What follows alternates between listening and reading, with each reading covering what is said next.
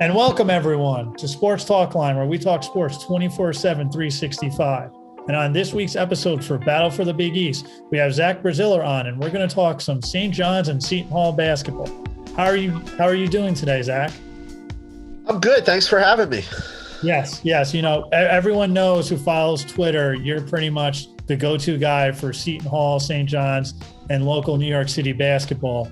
So we're going to start off. We're coming off the heels of St. John's getting a convincing, not just a fluke win, I think a very convincing win against Villanova, who is ranked number 3 in the country. Ironically enough, it was the anniversary of St. John's beating Duke at the Garden when they haven't won a game in over a month 3 years ago. Also, it was a anniversary of the Giants beating the Patriots in the Super Bowl. But still, getting back to St. John's basketball, in this latest win streak, I think the development of the JUCO players has been in the forefront, in Vince Cole and Isiah Moore. How do you think their development has impacted St. John's so far? Yeah, I mean, they were both very good last night. I thought that was Moore's best game of the year. Cole is really starting to kind of play well. He's you know, the key for me with both of them is they're doing what they can do. You know, I felt like earlier this year they're trying to do too much. You know, Cole's trying to create and put the ball on the floor, and that's really not his game. Moore was taking bad shots and handling the ball. Yesterday, Moore, you know, and he's done this more lately. He's not taking bad shots. He's, you know, he knows his area in the lane. He can really do damage, and Cole is, you know, he's shooting the ball more, and he's kind of understanding what works for him at this level and what doesn't. And, you know, all JUCO guys, usually takes them some time, and the coaching staff has done a really good job with these guys. They've stuck by them. They haven't lost confidence in them, but I think they've also tried to make it clear to them, look, you know, some things you guys can do at the JUCO level, you can't do at this level. You know, Cole, you can't just, you know, put the ball on the floor and get into the lane. You're going to lose the ball. It's not going to work. You know, Isiah, like, you can't take threes. You're not, you know, you can't try to dribble through guys. It's, you know, your strength is around the rim and, you know, and helping us in the press. And, you know, both of them have done well. I mean, I think they're pivotal, but to me, I mean, this run is all about Posh Alexander. He's been terrific. Yeah. He's scored the ball well. His jump shot has really improved. Well, I don't even know if I should say improved. He's just taking it. You know, early in the year, he really wasn't taking it a lot.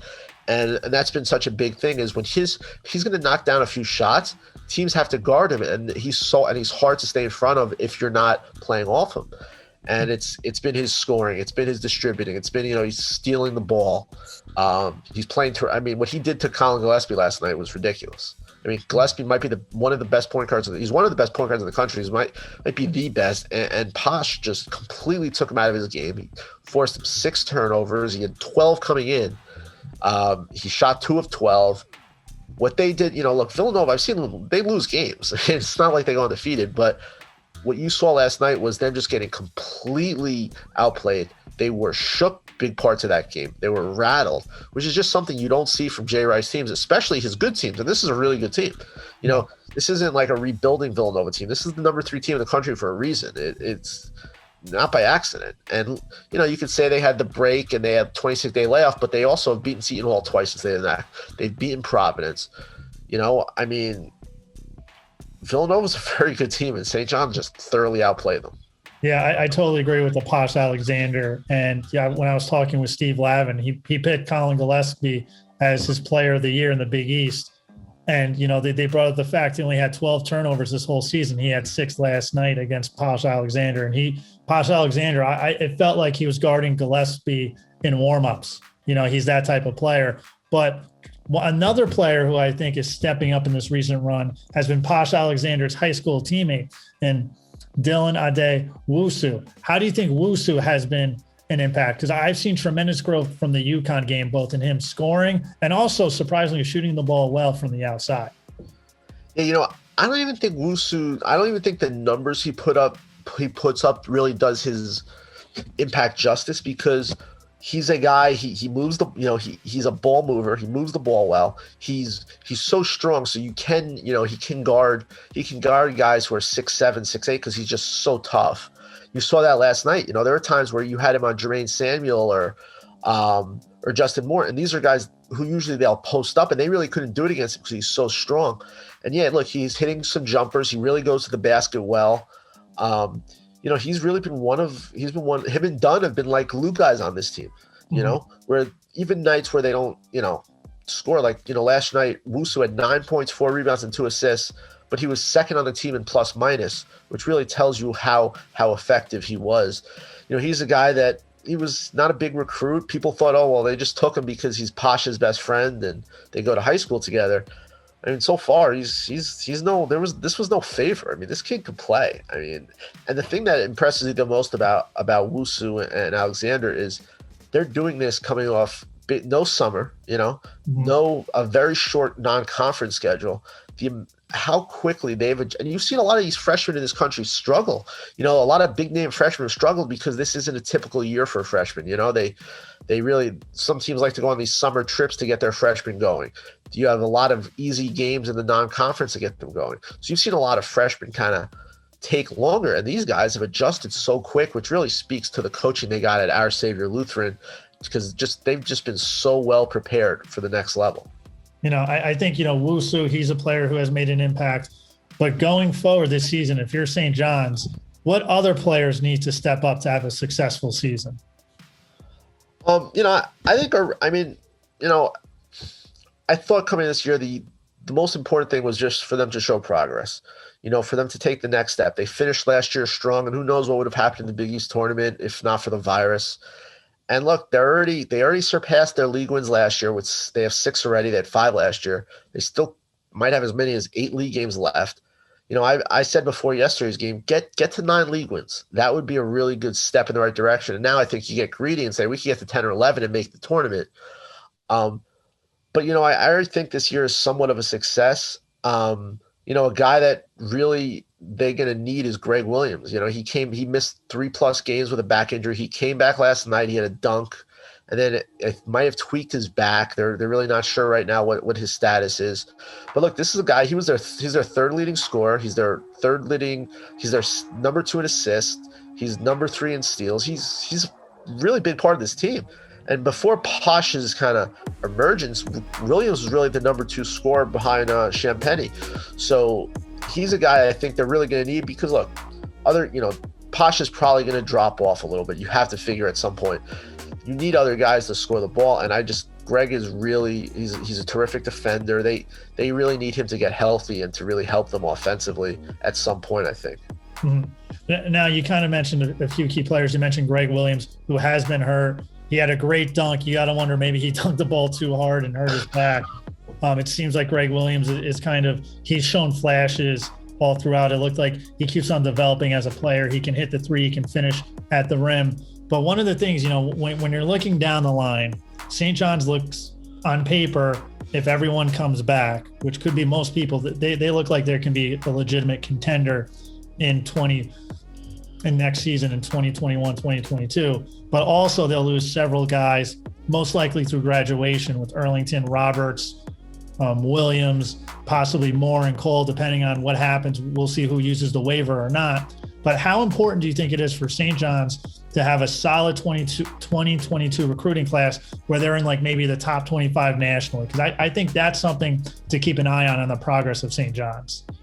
Yeah, look, everyone knows recruiting is the lifeblood of any program. And, they haven't brought in a lot of big name recruits, but, I would respond to that is Julian Champagny is leading the Big East in scoring. Posh Alexander looks like the best freshman in the league, if not one of the best freshmen in the country. Mm-hmm. It's not St. John's fault that neither of these guys are rated as top 100 prospects. I guarantee you right now, if they were re-ranking these kids, Posh Alexander would be a top 50 kid. Julian Champagny would be a top 50 kid. Mm-hmm. I do think recruiting has to get a little better. They really need to figure out a way to get some good big kids. That's really one thing they've lacked. But look, there's a buzz in the city right now about this program. With not only are they winning, but they're winning with city guys. And that's something St. John's fans love. And if they ever can make the tournament this year, I just don't see how recruiting will not improve just because of them winning. I mean, they're winning with city kids. They're doing it the right way. They're giving these young guys opportunities to play immediately. And now you have a point guard like Posh, who you would think big guy would love to play with. He's Posh, he's been scoring more lately, but he doesn't really care about scoring. You watch him in fast breaks; he's always giving up the ball. Mhm. He almost prefers to see other guys score. As long as they can continue to play well, I just don't see how recruiting isn't going to improve. But yeah, I think 2022 is a big class. I know they're heavily involved with Our Savior Lutheran guard, Jaquan Sanders. He's a very good guard. He's obviously goes to the same high school as Alexander and Wusu. They haven't gotten anyone yet for that class. It's obviously important to keep the ball rolling, but I do think the more success they have, it'll only help recruiting. Yeah, I think also what's going to help recruiting is not only they're winning with city guys, which St. John's fans love, also the guys are developing. When you've seen the development with Greg Williams from his freshman year to his sophomore year, when you've seen the development of Julian Champagne from his freshman year to sophomore year, that's something I think that will attract a lot of eyes to. But you know what, Zach, you're on the show. The Big Apple, we're talking about consistent winning, and Seton Hall over the last few years with Kevin Willard, they've been taking the spotlight from St. John's. They were set up for a potential long run in the NCAA tournament if COVID didn't happen. So switching now to Seton Hall, Bryce Aiken originally was recruited by Seton Hall. He ended up going to Harvard. Good for him. He obviously has had higher SAT scores, I know, than me. I'm not sure about you. I'm sure higher than me, that's for sure. Yeah. So with Bryce Aiken, and he got hurt pretty much that first game against Louisville. How have you seen the Bryce Aiken injury impact Seton Hall? Because he was supposed to help come in and replace Miles Powell. Yeah, look, he hasn't played nearly as much as they would have liked. But I think most importantly is he's been healthy now for a few games, and he's playing. And he had a very good game against Creighton.